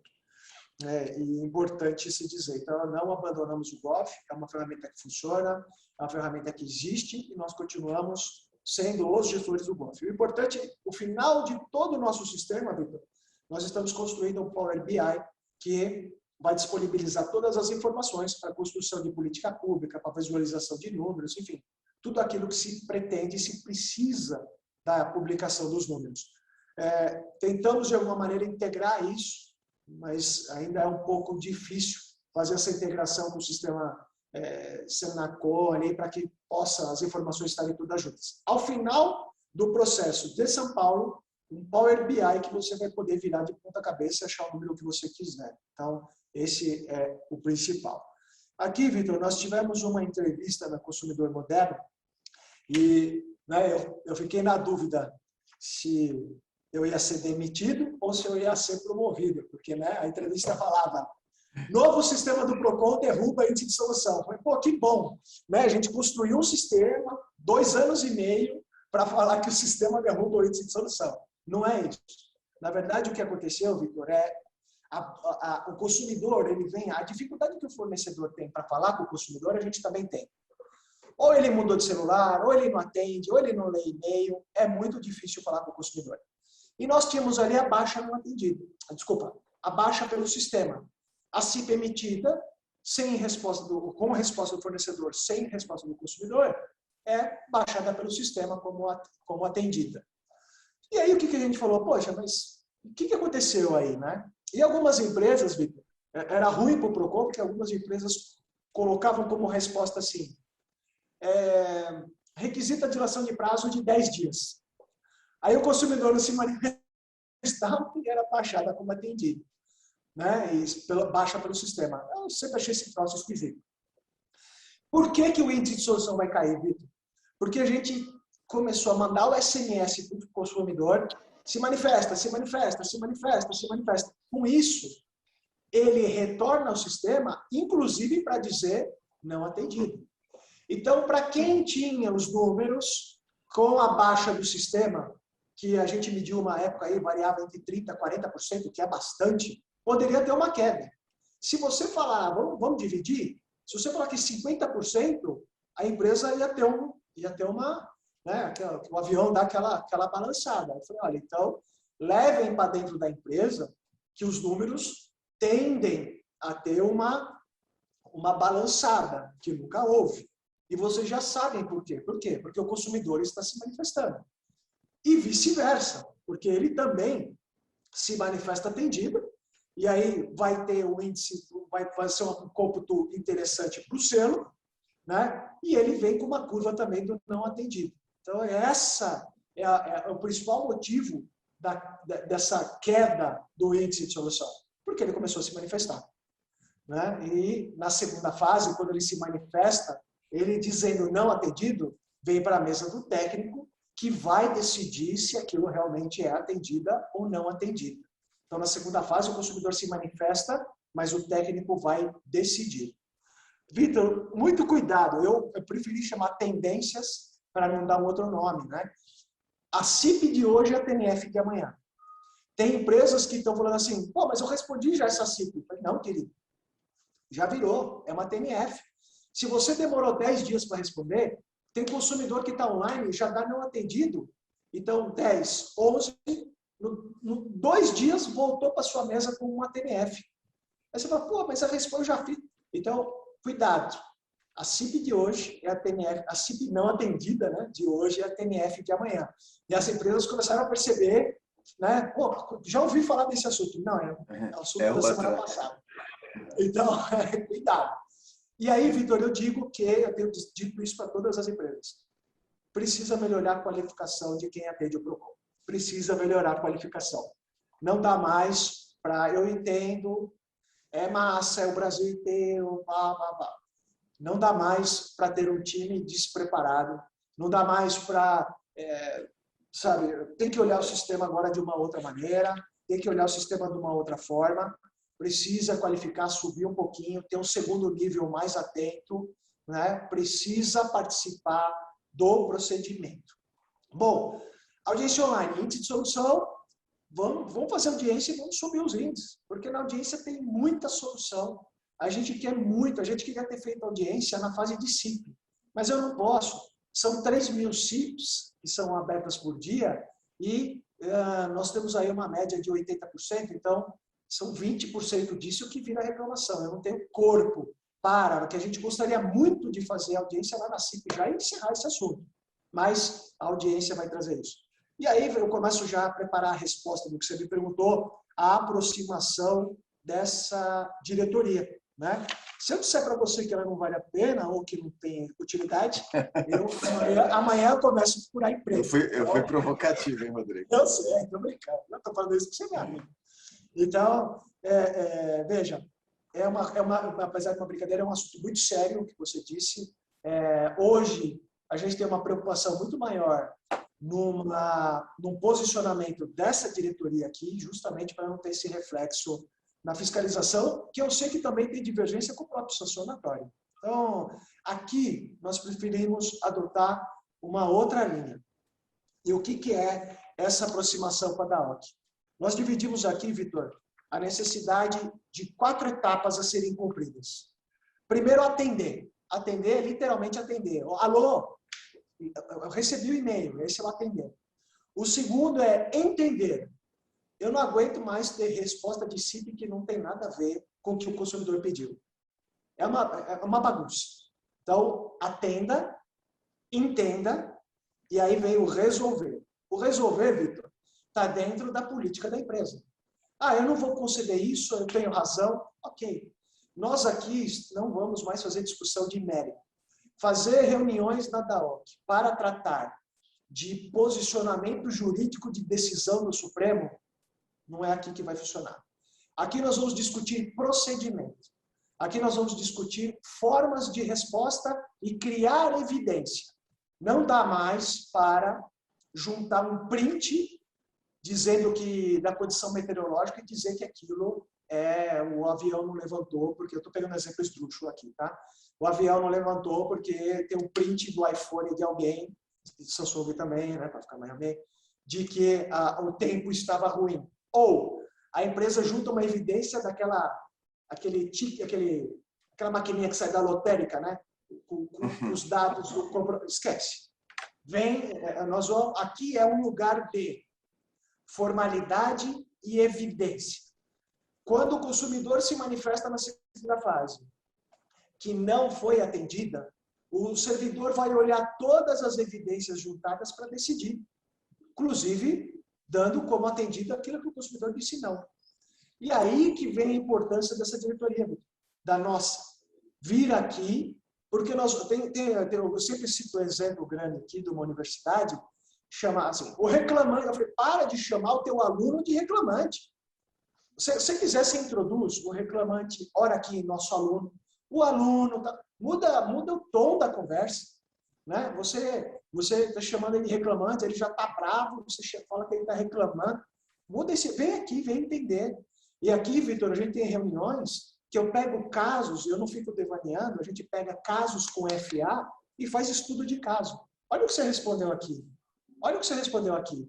E quando vem o segundo nível, nessa reunião, ele fala assim, não acredito que eu... Está aqui, ó, você que assinou, inclusive. Eu já fiz isso diversas vezes. Então, essa diretoria é para formalidade, melhora de procedimento e qualidade de evidência. Se você der qualidade de evidência, tem grande chance da sua solução, seu índice de solução melhorar. Claro, com isso, eu tenho gênios aqui.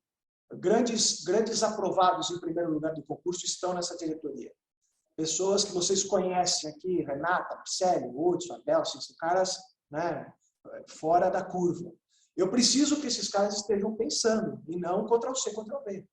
E aí é a hora da gente criar os grupos de trabalho, as câmaras técnicas, para fazer discussões institucionais de entendimento.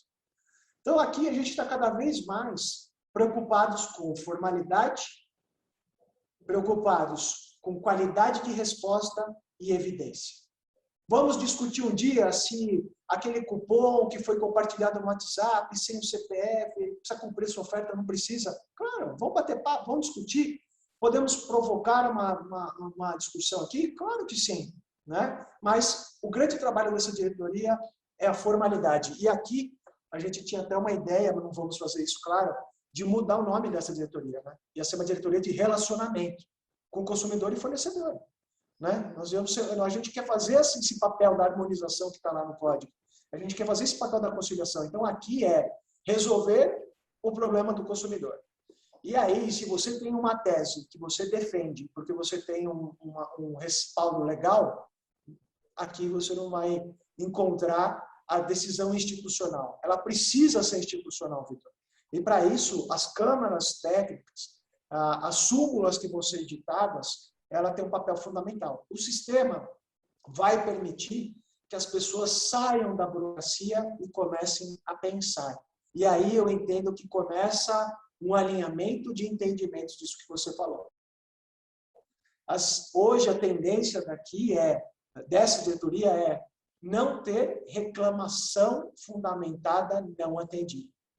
Eu estou obcecado em contrafazer essa baixa. Eu não aceito baixa não atendida. Não aceito, claro, se houver consonância do outro lado. E aqui, só para terminar a linha, senão as meninas vão falar, olha, ele se perdeu aí, o resolver dentro dessa ideia. Porque, Vitor, eu sempre falo para o pessoal, né? Olha a minha dificuldade. Eu olho para a câmera, leio o slide, raciocínio, falo e respiro ao mesmo tempo. É muita coisa para um homem, né? As meninas aí conseguem, então me desculpem. E para finalizar, né, o resolver, o garantir. Vitor, não dá mais para fazer acordo e não cumprir. Não dá mais. Então, promete, cumpre na CIP, na PNF, não resolve, faz audiência, não resolve de novo. Vem aqui resolver efetivamente. Efetivamente. Então, essa linha do atender, entender, resolver e garantir é o fundamental. Garanta que a sua linha toda foi cumprida, foi atendida. E aí, Vitor, eu faço um convite, né? Vamos melhorar? Vem para cá, vamos conversar. Né? Nós estamos buscando aqui os encaminhamentos para fiscalização que você falou, Vitor. Vão ser encaminhamentos de ofício. Então, nós vamos fazer todo um tratamento do que se vai para a fiscalização. A ideia é que aqui tenha uma apuração e não mais um envio aleatório de registros de reclamação, que sejam levadas à fiscalização as fundamentadas não atendidas, né? Que a gente possa concentrar esse tipo. Claro, hoje tem empresas aqui que nós vamos reunir CIPs e já vão tomar uma atuação, porque eu não vou esperar uma reclamação fundamentada. Claro, continua igual. O que estamos buscando é a concentração das atuações dessa diretoria, né, consolidadas e enviadas para a fiscalização num grupo de fundamentadas baixadas não atendidas. E aí aquela empresa que vai estar próxima, aquela empresa que vier conversar, que tratar, nós podemos aí, claro, defender o consumidor, a nossa visão, todas as garantias que nós entendemos, mas uma grande chance de ter um outro número, uma outra realidade. As fundamentadas não atendidas, elas estão à disposição da fiscalização. Se ela quiser perguntar, empresa X, reclamação tal, eu descarrego esse caninho lá para ele. Ele pode vir aqui buscar e eu posso mandar para ele. Então, o fluxo ele vai ser entre diretorias. E aí nós vamos caminhar a tendência que se encaminhe as reclamações fundamentadas não atendidas. Eu não estou repetindo aleatoriamente. Não impede do envio de CIP, envio de qualquer outro registro que tenha sido feito aqui. E fica o convite, Vitor, vir tomar um café, né? Eu sempre deixo aqui no slide, ó, a minha maquininha de café está aqui, né? Então, agora estamos voltando, né? Estou sozinho na minha sala, então estou sem máscara, mas ainda que não presencial, virtual, a nossa equipe, eu tenho pelo menos de 7 a 8 reuniões por semana com fornecedores, os grandes magazines estão aqui, as grandes empresas de varejo estão aqui, sentimos falta de alguns outros segmentos do mercado, mas os serviços essenciais estão muito presentes aqui, água, luz, gás, telefone, internet, muito presente, né? Algumas ausências, porém, a gente entende que existe uma cultura de Procon, existe toda uma nova dinâmica de mercado e um sistema novo que chegou. Vitor, eu não quero esticar mais para não avançar no horário, eu falaria muito mais, você sabe que esse mal bom que nós professores temos aí, né? Eu passo para você antes de fazer qualquer menção final. A princípio era isso, não sei se você me perguntou algo que eu não respondi. Foi ótimo, Rodrigo, foi excelente. Acho que foram 2 temas espetaculares, né?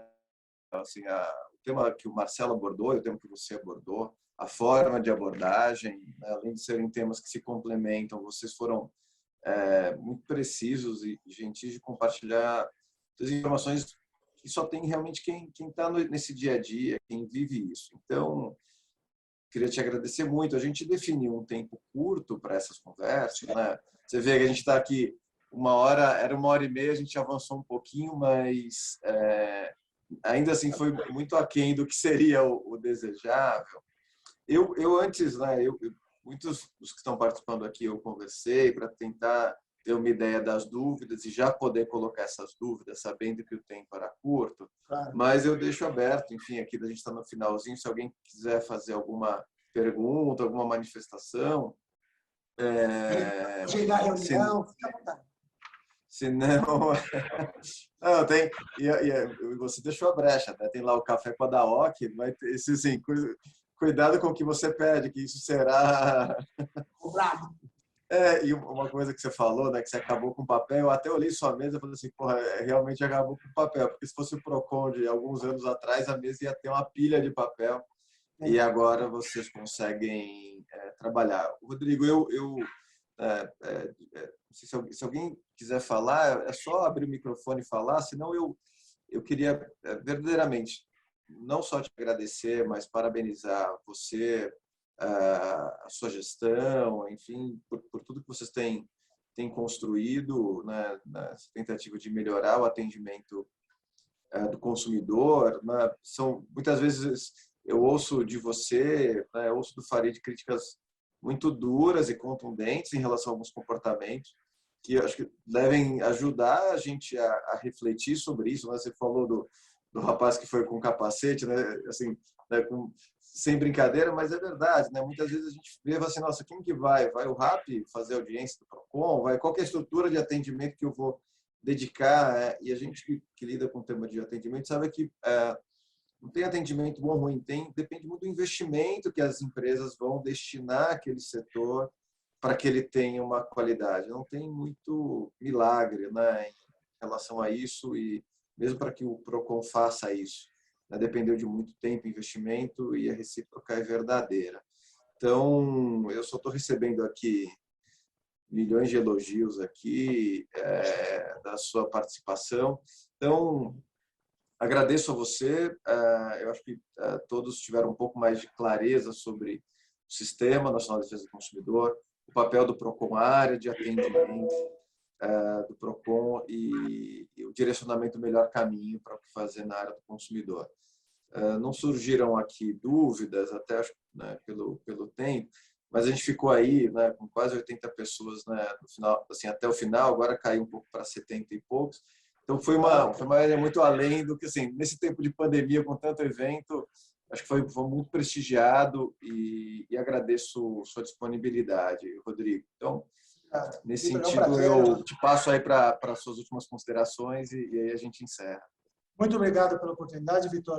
Nós tivemos uma aproximação muito grande das empresas de saúde, foi o intermédio das associações, a Andréa Fortes, o pessoal fez um super trabalho e a gente quer esse canal, quer esse diálogo, né? Então, o PROCON está aberto, a minha sala está aqui, a porta aberta, tem uma agenda do ano inteiro para a gente receber e alinhar. Como eu falei, a gente está preocupado em ter números positivos. É isso que eu busco, isso que eu quero. Eu te agradeço, Vitor, pessoalmente, aí, você, por ser um cara do setor, aí, você ser uma pessoa preocupada e sempre atenta aos movimentos do que está acontecendo, principalmente por promover esse tipo de coisa. Então, eu fico à tua disposição, à disposição da organizadora desse evento, para outros, e, enfim, foi uma oportunidade muito boa, importantíssima, Vitor. E se você, claro, faça em São Paulo, mas fica a dica, faça pro resto do Brasil. Mas faça mais aqui. Maravilha. Não, pode deixar, Rodrigo. Obrigado, gente. Então, agradecer em nome do Law Academy, que organizou esse evento, em nome do escritório que apoiou esse evento. E temos um próximo encontro depois de amanhã. O tema é judicialização, atualização sobre a Lei de Ação Civil Pública, mediação e captação, que é um tema muito sensível aí para todos, né, já que o conflito virou um negócio.